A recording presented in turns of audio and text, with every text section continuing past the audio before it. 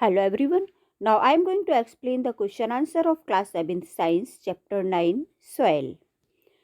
So your first question is take the most suitable answer in question 1 and 2.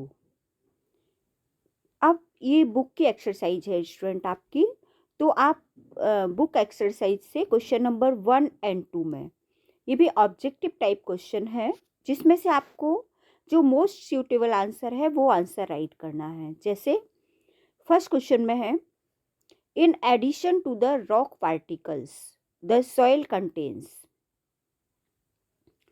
Means जो rock particles होते हैं उसमें क्या क्या होता है।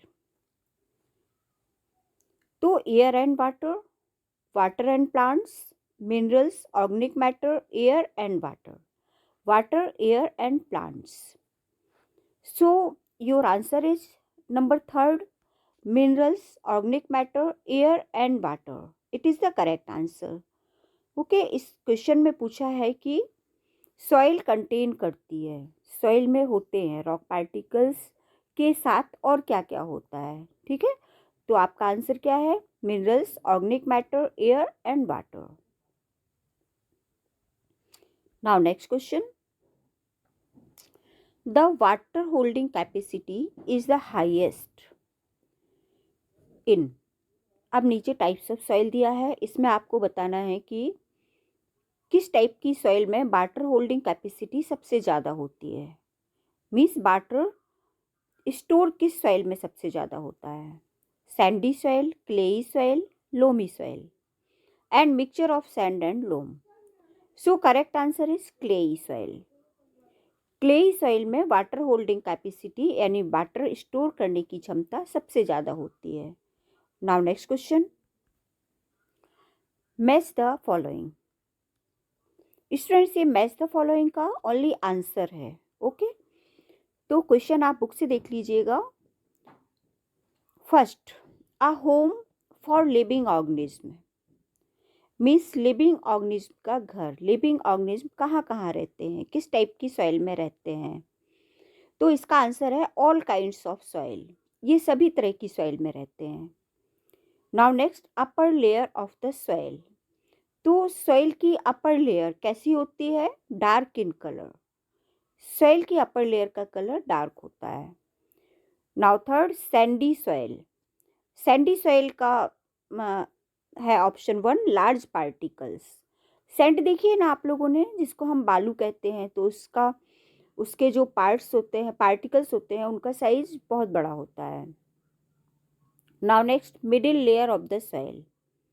सॉइल की मिडिल लेयर कौन सी होती है? लेसर अमाउंट ऑफ ह्यूमस, मतलब उसमें ह्यूमस बहुत कम अमाउंट में होता है। Now next, clayey soil, small particles and packed tight. हमारी जो क्लेई सॉइल होती है उसके पार्टिकल्स बहुत स्मॉल होते हैं एंड पैक्ड टाइटली, एकदम टाइट होती है, जैसे ब्लैक सॉइल होती है ना हमारी, एकदम टाइट होती है। Now next question, explain how soil is formed. Soil कैसे बनती है, एक्सप्लेन कीजिए। तो स्टूडेंट्स इसका आंसर मैंने सॉइल का जो एक्सप्लेनेशन वाला चैप्टर है उसमें पूरा बहुत अच्छे से एक्सप्लेन किया है और उसका वीडियो भी डाला है, तो वो आप देख लीजिएगा। फिर भी मैंने आंसर आप लोगों को दिया है इसमें। Soil is formed through the process of weathering. जैसा कि हमने बताया कि वेदरिंग प्रोसेस से सॉइल फॉर्म्ड होती है। और वेदरिंग क्या है, वेदरिंग क्या होता है? Weathering is a process of physical breakdown and chemical decomposition of rocks and minerals near और at the surface of the earth. Means जो ये प्रोसेस है, तो ब्रेकडाउन किसका ब्रेकडाउन होता है? रॉक्स का, चट्टानों का ब्रेकडाउन होता है and chemical decomposition of rocks and minerals का केमिकल डिकम्पोजिशन होता है। और उसमें जो माइक्रो ऑर्गेनिज्म होते हैं, बैक्टीरिया, एनिमल्स जैसे अर्थवॉर्म एंड स्नेक, रैट्स, इनकी डेड बॉडी, तो इन सभी के डिकम्पोजिशन से ये अर्थ की सरफेस पर भी होता है और उसके पास में। This physical and chemical decomposition is primarily done by और ये डिकम्पोजिशन कैसे होता है, किसके द्वारा होता है? Wind, water and climate. जब हमारा क्लाइमेट चेंज होता है, जैसे बारिश होती है और फिर उसके बाद सर्दी, गर्मी, तो रॉक्स हमारी ब्रेक डाउन हो जाती हैं, टूट जाती हैं छोटे छोटे टुकड़ों में, और फिर उनके ऊपर जहाँ से वो टूटती हैं उसके बाद बारिश होती है, तो बारिश होने के साथ ही उनमें छोटे छोटे प्लांट्स ग्रो होने लगते हैं, प्लांट्स एंड ग्रीन ग्रास। और प्लांट्स एंड ग्रीन ग्रास जब गर्मी में डेड हो जाते हैं तो वो ह्यूमस बन जाते हैं और फिर वो रॉक्स के साथ मिलके अपर लेयर ऑफ सॉइल बनाते हैं। As a result of these process, large rock pieces are converted into small pieces. ठीक है, फिर क्या होता है, जो लार्ज रॉक पीसेस होते हैं वो किस में कन्वर्ट हो जाते हैं? स्मॉल पीसेस में कन्वर्ट हो जाते हैं, एंड इवेंचुअली टू सॉइल, और फिर सॉइल बन जाती है हमारी। So next question, how is clay soil useful for crops? Crops जो फसलें होती है ना हमारी, तो क्रॉप्स के लिए क्लेई सॉइल क्यों यूजफुल होती है? अब सबसे पहले तो हम बताएंगे कि क्लेई सॉइल की प्रॉपर्टीज़ क्या है जिसके कारण वो क्रॉप्स के लिए इम्पॉर्टेंट है। तो following are the properties of clayey soil. Clayey soil में नीचे दी हुई प्रॉपर्टीज होती हैं। कौन सी होती है? First, it has very good water holding capacity. इसमें वाटर होल्डिंग कैपेसिटी बहुत अच्छी होती है। And it is rich in organic matter. Organic matter में रिच होती है ये soil. For growing crops such as wheat, gram and paddy, the soil that is good at retaining water, means इसमें water store करने की capacity अच्छी होती है। And rich in organic matter is suitable, और ऑर्गेनिक मैटर भी होते हैं जैसे न्यूट्रिएंट्स जो प्लांट्स के लिए इम्पॉर्टेंट होते हैं। Therefore clayey soil having these characters are useful for such kinds of crop. ठीक है, तो क्लेई सॉइल में ये कैरेक्टर्स होने के कारण इसको हम क्रॉप्स में यूज करते हैं। Now next question, list the differences between clayey soil and sandy soil. Clayey soil and sandy soil में क्या डिफरेंस है वो आपको राइट करना है। सो फर्स्ट, क्लेई सॉइल का ratio of the fine particles is higher, means इसमें बहुत फाइन पार्टिकल्स ज़्यादा होते हैं। And sandy soil, ratio of large particles is higher, इसमें लार्ज पार्टिकल्स का रेशियो ज़्यादा होता है।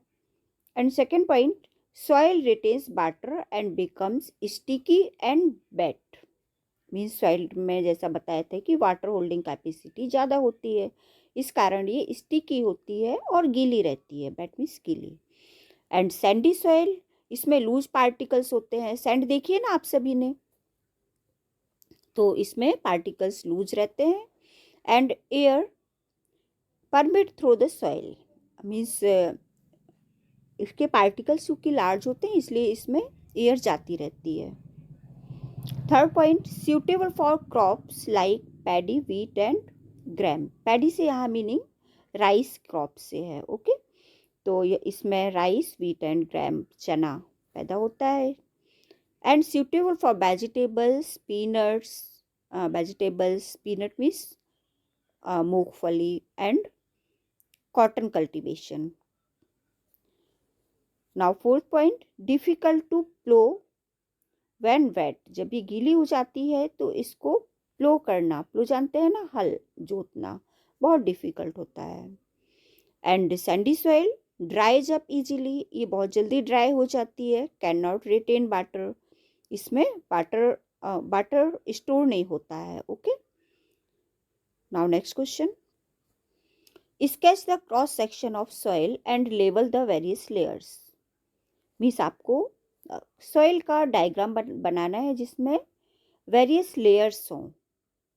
तो सॉइल हमारी 3 लेयर्स में डिवाइड होती है, ए, बी एंड सी, और लास्ट रहता है बेड रॉक। तो उसको फर्स्ट लेयर को कहते हैं horizon, A horizon, second B horizon and third C horizon, और लास्ट में बेड रॉक रहता है। ओके, तो ये डायग्राम आप बनाइएगा। Now next question. Razia conducted an experiment in the field related to the rate of percolation. Razia एक experiment कर रही है जिसमें रेट निकालना है, rate of percolation. She observe that it took 40 minute for 200 ml of water to percolate through the soil sample. Calculate the rate of percolation. Percolation की rate को calculation करना है आपको। देखिए, परकोलेशन मीन्स क्या होता है? परकोलेशन मीन्स होता है वाटर का सॉइल में मूवमेंट। ठीक है, वाटर जब सॉइल में एंटर करता है, सॉइल में जाता है, तो उसको मेजर करते हैं कि कितना वाटर हमारी सॉइल ने एब्जॉर्ब कर लिया है। ठीक है, तो ये रजिया एक एक्सपेरिमेंट कर रही है जिसको आपको परकोलेशन रेट कैलकुलेट करना है। तो given amount of water, water का अमाउंट कितना दिया है? 200 ml दिया है, मिलीलीटर। ओके, और परकोलेशन टाइम दिया है उन्होंने 40 मिनट। तो अब परकोलेशन रेट कैसे मेजर करोगे? परकोलेशन रेट इक्वल टू होता है amount of water upon percolation time. तो वाटर कितना था, उन्होंने वाटर कितना दिया सॉइल में? वाटर उन्होंने दिया 200 ml और टाइम था 40 मिनट। ठीक है, तो amount of water upon percolation time, तो 200 ml अपॉन 40 मिनट, तो आपका आएगा 5 ml पर मिनट। ठीक है, यानी 5 ml पर मिनट की रेट से आपका वाटर सॉइल में मूवमेंट करता है। Now next question. Explain how soil pollution and soil erosion could be prevented. Means soil pollution को और सॉइल इरोजन को किस तरह से प्रिवेंट कर सकते हैं। तो फर्स्ट हम देख लेते हैं soil pollution. Okay, prevention of soil pollution. The persistent buildup of toxic compounds in the soil is defined as soil pollution. Means soil में जब टॉक्सिक कंपाउंड्स आ जाते हैं तो उससे हमारी सॉइल पॉल्यूटेड हो जाती है। To prevent soil pollution it causes must be controlled. Means soil pollution को कंट्रोल करना बहुत ज़रूरी होता है। तो फर्स्ट क्या है? Reduce the use of plastics.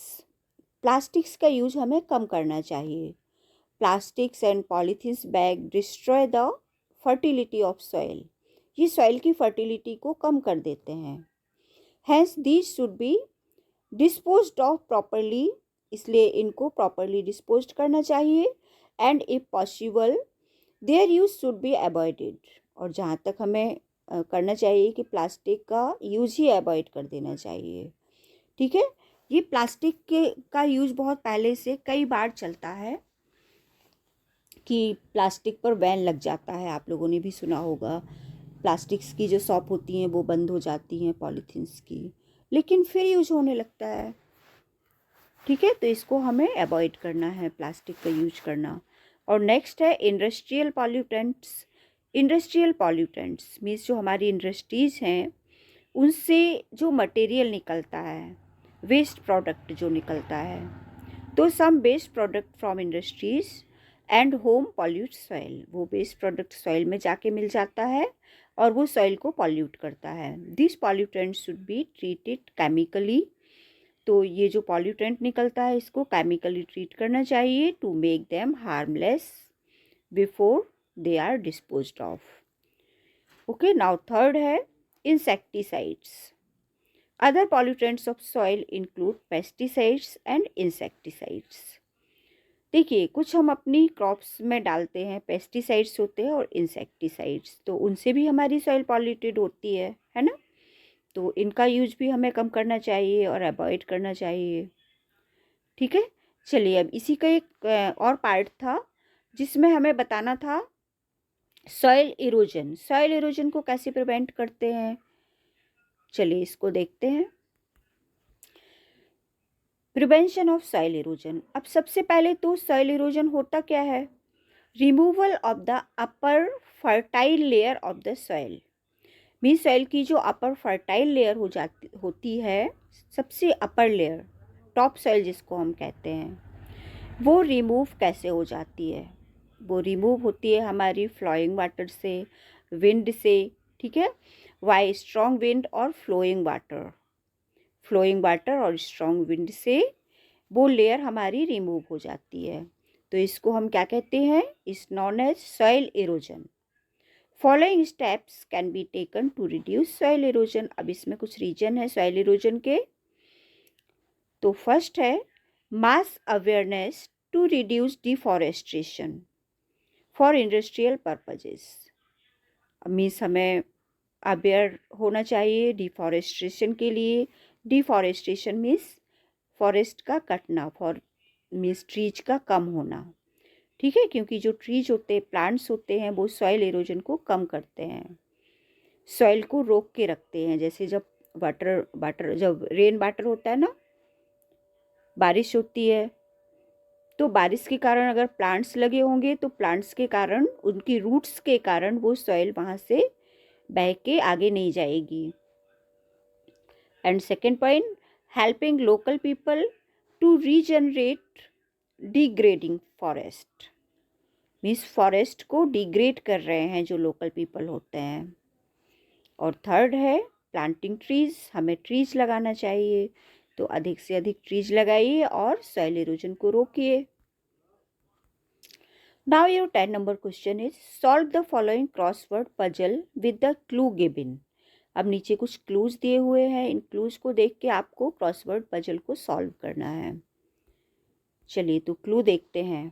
Across, plantation prevents it, जिससे प्लांटेशन प्रिवेंट होता है। Use should be banded to avoid soil pollution. Type of soil use for making pottery and living organism in the soil. ठीक है, ये across में करना है आपको, ठीक है, इस तरह से।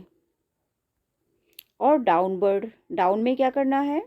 इन desert soil erosion occurs through clay and loam are suitable for serious like and this type of soil can hold very little water and collective name for layers of soil। ठीक है, चलिए तो इसका आंसर देख लेते हैं। First crossword में नहीं, डाउन साइड में आएगा विंड, WIND। फिर सेकंड में आएगा आपका इरोजन, ओके। फिर थर्ड में आएगा wheat, fourth sand and 5 polythene, ठीक है। और डाउनवर्ड में आएगा